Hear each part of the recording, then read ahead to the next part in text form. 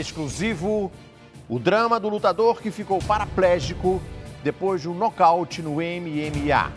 O Domingo Espetacular esteve com ele no hospital essa semana. Você vai entender agora por que a violência dessas lutas pode levar à morte ou a sequelas por toda a vida. Essa é a nossa reportagem da semana.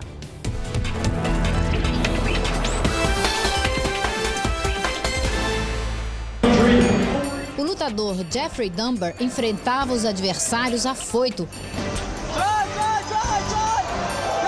como quem quer resolver de uma vez a disputa. Aos 20 anos, ele tinha a determinação do amador, que tem pressa em chamar a atenção dos promotores e, quem sabe, se tornar profissional. Mas a carreira foi interrompida bem antes disso. Foram apenas 9 meses de experiência nas chamadas jaulas, também conhecidas como octógonos. É o ringue do MMA, sigla para Mixed Martial Arts em inglês. A luta que mistura golpes de várias artes marciais em uma batalha de socos, pontapés e pancadas de extrema violência. É a modalidade que consagrou no mundo todo brasileiros como Anderson Silva, Rodrigo Minotauro, Júnior Cigano. A realidade de Jeff sempre esteve longe das fortunas disputadas por esses campeões. Com os golpes, ele queria ganhar qualquer quantia que pudesse para ajudar a mãe, Kathy Dunbar, presa a uma cadeira de rodas depois de uma série de derrames. No dia 17 de dezembro do ano passado, Jeff Dunbar entrou na jaula para enfrentar Rudy Baena. Uma luta que não durou nem um minuto. Rudy subiu nas costas de Jeff. Para escapar do golpe, ele tentou fazer o que outros lutadores volta e meia fazem. Este movimento: lançar o adversário que está por cima de cabeça no chão. Uma cena que assusta, faz imaginar o que pode acontecer com o pescoço nesse impacto. Jeff tentou, mas não conseguiu repetir o golpe. Foi de cara ao chão e levou com ele os 70 quilos do próprio corpo e mais 70 quilos, o peso do adversário. O juiz corre para interromper a luta. A quarta vértebra cervical não sobreviveu à pancada. Estilhaçou. Fragmentos do osso da vértebra danificaram a espinha dorsal e romperam as terminações nervosas que levam informações para o corpo. Num determinado ângulo, que o que eu percebi foi esse movimento mais esse. Essa fisioterapeuta especialista em traumas de coluna viu o vídeo. Ela acredita que as consequências do golpe foram instantâneas. Você perde o estímulo nervoso, né? A condução elétrica para toda a musculatura, a inervação. E você não sente mais nada, realmente. Não tem como, interrompe. Nossa equipe visitou a mãe do lutador num bairro humilde de Chicago, no estado de Illinois. Todos os dias ela sai de cadeira de rodas para visitar o filho no hospital. Nos primeiros 2 meses, a família de Jeff só conseguia se comunicar lendo os lábios dele. Ou então a irmã recitava as letras do alfabeto para ele escolher uma a uma e formar palavras, frases. Há 2 semanas, ele voltou a falar. E qual foi a primeira coisa que disse? O caçula da dona Cassie conta que pediu uma toalha fria para botar na testa. Depois pediu à mãe que enviasse um recado a todos os lutadores como ele e aos promotores de eventos amadores.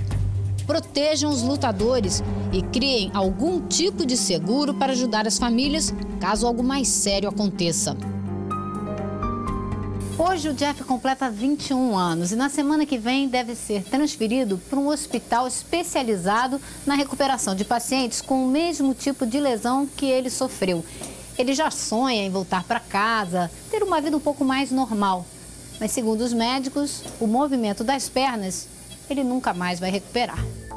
Cercado de aparelhos, respirando com dificuldade, Jeff tem uma longa e difícil luta pela frente. Ele já consegue mexer os braços, mas não as mãos ou os dedos, e ainda sente falta de ar ao falar. Okay, slowly, não? Cassie estava lá na beira da jaula quando tudo aconteceu. O corpo do filho completamente imóvel. Ela diz que nunca viu nada assim. O Jeffrey treinava aqui nessa academia 3 vezes por semana. E o que aconteceu com ele podia ter acontecido com qualquer um desses rapazes. Numa fração de segundo, um gesto mais brusco, um reflexo e pronto.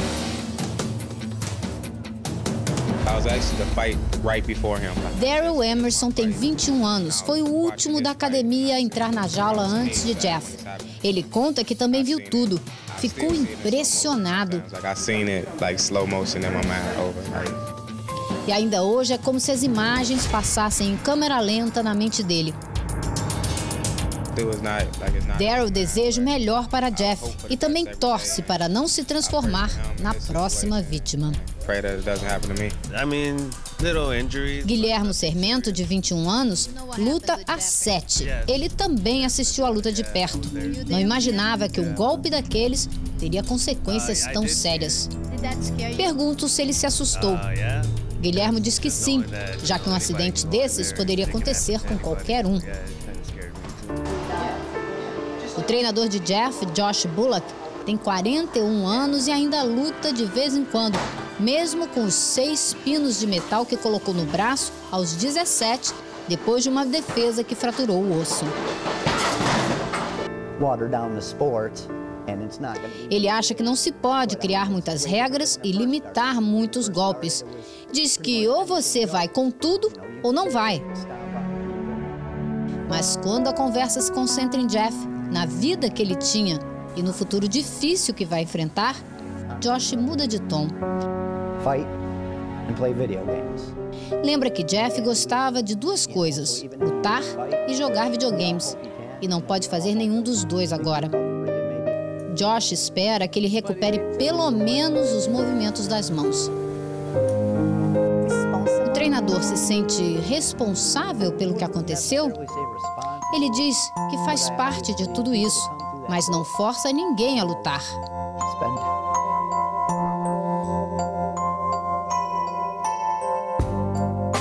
Depois do breve silêncio, desabafa e explica que os lutadores são como parte da família. Josh não tem filhos, então aqueles são os filhos dele.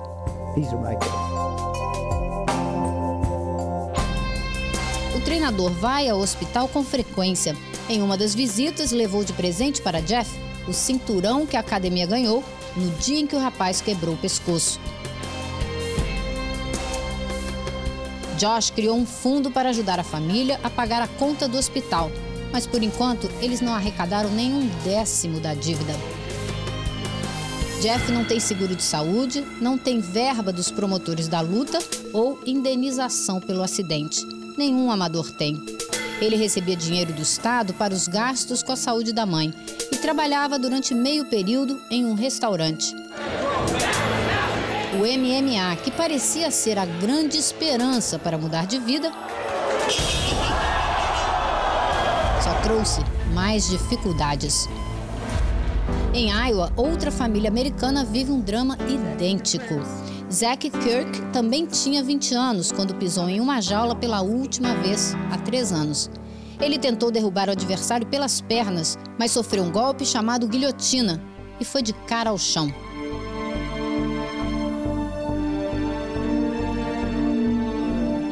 A vértebra cervical número 5 se estilhaçou. Ele ficou paralisado do pescoço para baixo. Até hoje, recuperou apenas o movimento dos braços e do pulso esquerdo. Já são 3 anos de uma luta que Jeff apenas começa a enfrentar. O MMA é um tipo de luta relativamente novo. A sigla se popularizou a partir de 1993, com as primeiras disputas oficiais, e tem origem no famoso Vale Tudo. Não havia regra, a luta não tinha tempo determinado para se encerrar. Então, nos anos 80, o nome não ajudava, Vale Tudo é um nome muito agressivo, difícil de vender, né? Porque você tem que pensar como espetáculo. E aí se cria essa sigla MMA, né? Que é esse mix de artes marciais. Um Vale Tudo com juiz, categorias e algumas regras. Apesar de tudo isso, a violência do MMA ainda impressiona.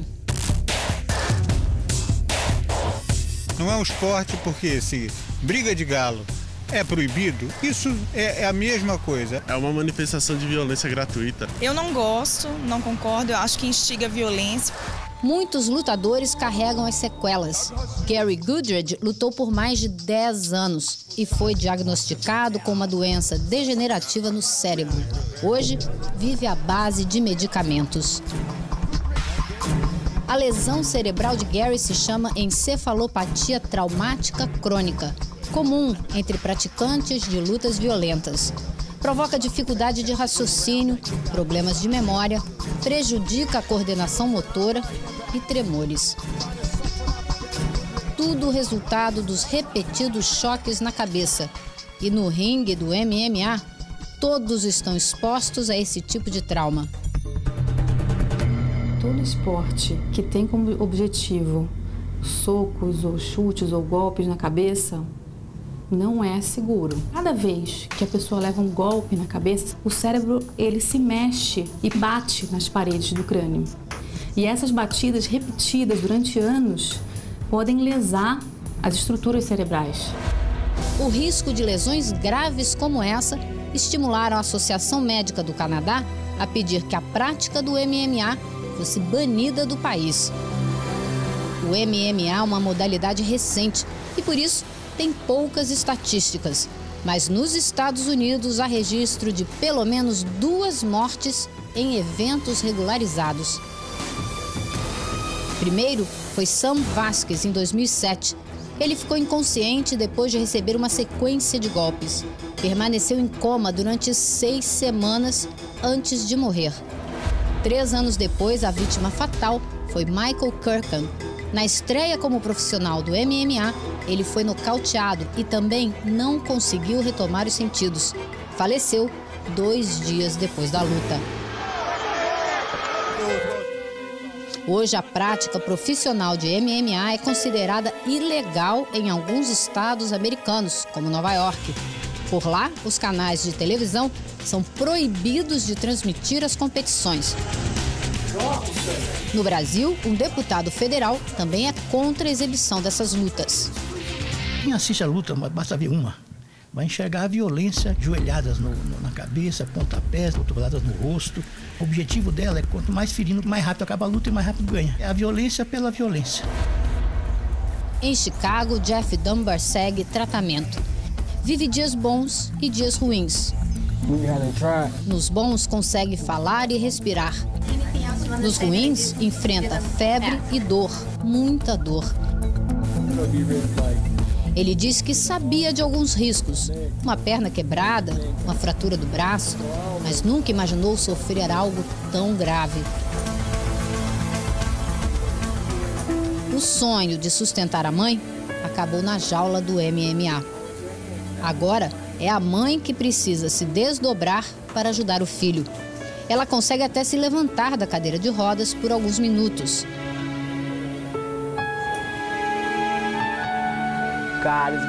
Kathy tenta ser otimista. Diz que tem certeza. Jeff terá a mesma determinação para se recuperar. Quanto ao MMA, ela não gosta desse tipo de luta. E não vê como torná-la segura. Diz que é muito contato, muito sangue, muito risco. Que os confrontos parecem aquelas brigas de cães em porões escondidos, onde os adversários vão até a morte.